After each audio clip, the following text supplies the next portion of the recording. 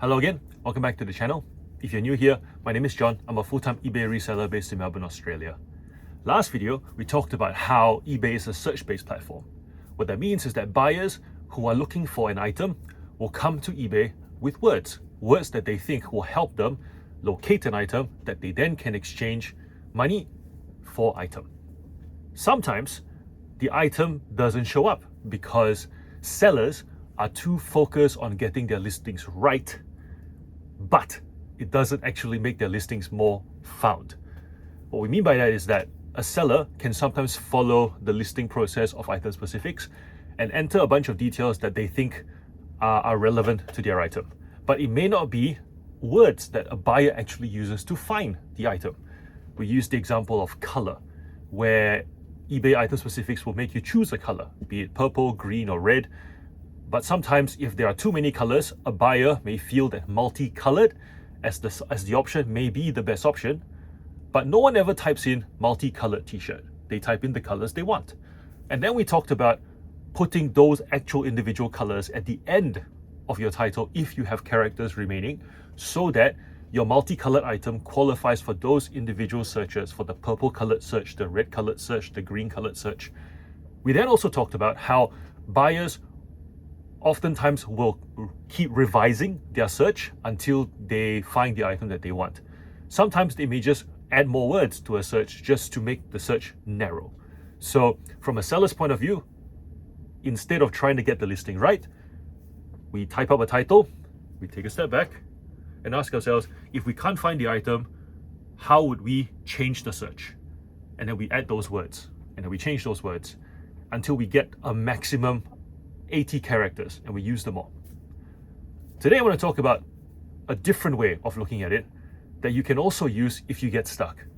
And that is to ask yourself, what can the buyer not get in person? And what I mean by that is, as you can tell from the title image, they're all the sensory things: the smell, the feel, probably not taste, because, or maybe taste, we'll see, right? Some items are food that have taste, but for the most part, it's smell and it's touch. And so when you're thinking about the 80 characters that you're putting onto your title, if you still have space left over, consider words like gloss finish, matte finish, furry feel,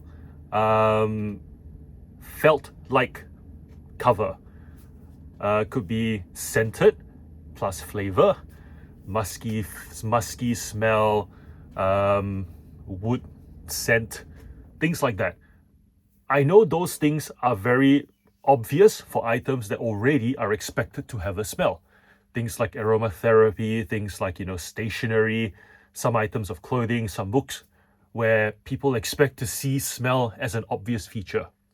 But sometimes someone looking for a diary may want a leather-bound diary, but doesn't want a diary whose pages feel smooth.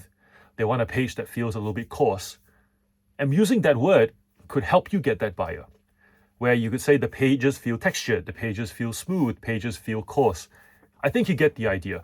Obviously, I can sit here, pour myself a whiskey, and come up with example after example after example, because at the end of the day, reselling is all about putting something back onto the secondary market that the primary market, for the most part, has ruled as not worth selling anymore.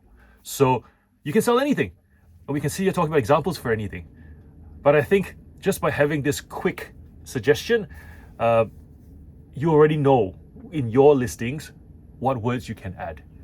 So yes, on top of going from correct listing mindset to how the buyer would search and search and search and search and redo their search to change your titles, also think about what are they missing from a sensory point of view. And if you can put that into words, you'll increase your chances of selling your items.